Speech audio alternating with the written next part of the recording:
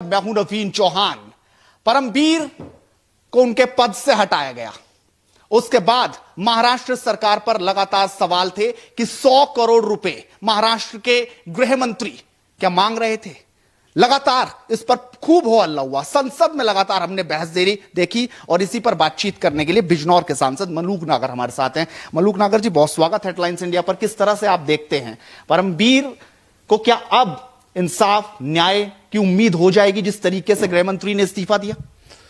देखिए, पार्लियामेंट में हंगामा हुआ और पार्लियामेंट में काफी लोगों ने इस मुद्दे को उठाया और मैंने भी इस मुद्दे को बहुत मजबूती और मुस्तैदी से उठाया, क्योंकि एक किसान का बेटा, एक पिछड़े वर्ग का बेटा, एक गुर्जर समाज का बेटा जिसके साथ अन्याय हो रहा था, तो हमारी जिम्मेदारी बैठती थी, हम पार्लियामेंट में हैं, कि हम न्याय के लिए अपनी बात उठाएं। अगर कहीं हमारे समाज और किसानों के साथ, पिछड़ों के साथ, 54% लोगों के, उनके साथ, दलितों के साथ भी अगर कहीं कुछ होता है, इसलिए हमने वो आवाज उठाई।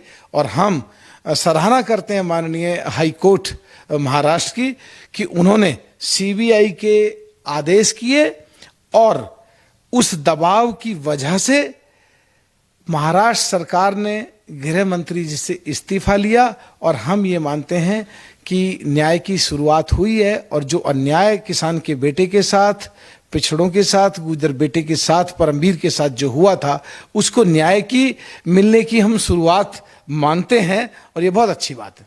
गृह मंत्री की जो आंच है, एक सवाल यह भी हो, क्या मुख्यमंत्री तक नहीं जाएगी? क्या मुख्यमंत्री को नहीं पता कि उनका गृह मंत्री 100 करोड़ रुपए की मांग कर रहे हैं? देखिए, 3 पार्टियां मिलकर के वहां कोalition में गवर्नमेंट चला रही हैं। कांग्रेस है और शरद पवार जी की पार्टी और शिवसेना है, तीनों मिलकर के चला रही हैं। तो सामना में जो लेख छपा था उससे क्लियर कट ये था कि कहीं ना कहीं गृह मंत्री को जवाब देना चाहिए। और शरद पवार जी ने भी उनसे इस्तीफा लिवा करके, क्योंकि वो शरद पवार जी की पार्टी से बिलोंग करते हैं, ये अच्छी एक शुरुआत की है और एक इंडिकेशन अच्छा दिया है कि महाराष्ट्र में सरकार ठीक रास्ते पे चल रही है। और हाई कोर्ट के इंटरफेरेंस के बाद या सीबीआई की जांच कराने के बाद उन्होंने अपने गृह मंत्री से इस्तीफा लिया है।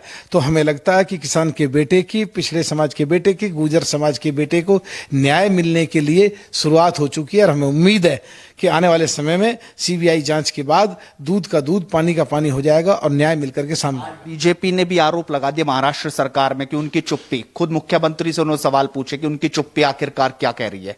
तो आप किस तरह से देखते हैं, एक पॉलिटिकल एज लेने की कोशिश में है बीजेपी? देखिए, बीजेपी ने क्या जवाब दिया, बीजेपी क्या लेने की कोशिश में है। शिवसेना ने क्या जवाब दिया, शिवसेना क्या लेने की कोशिश में है।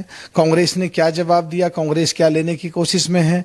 कांग्रेस पिछड़ों के साथ, गुर्जरों के साथ, जाटों के साथ, यादवों के साथ, पाल, सैनी, कश्यप, तमाम पिछड़ों के साथ, दलितों के साथ पिछले 70 सालों में क्या करती आई है, कौन क्या दिखाना चाहता, ये सबके सामने है। और जिनकी पार्टी जो बोल रही है, इनका जवाब तो वही पार्टियां दे सकती हैं। तो सांसद मलूक नागर ने साफ तौर पर कहा कि न्याय की उम्मीदें हैं और वही पार्टी जवाब देगी जिसकी पार्टी है। आप इस मुद्दे पर अपनी राय जरूर रखिए। साथ ही जुड़ रही है हेडलाइंस इंडिया के साथ अपने सहयोगी अंकित और कुलदीप के साथ नवीन चौहान, दिल्ली हेडलाइंस इंडिया।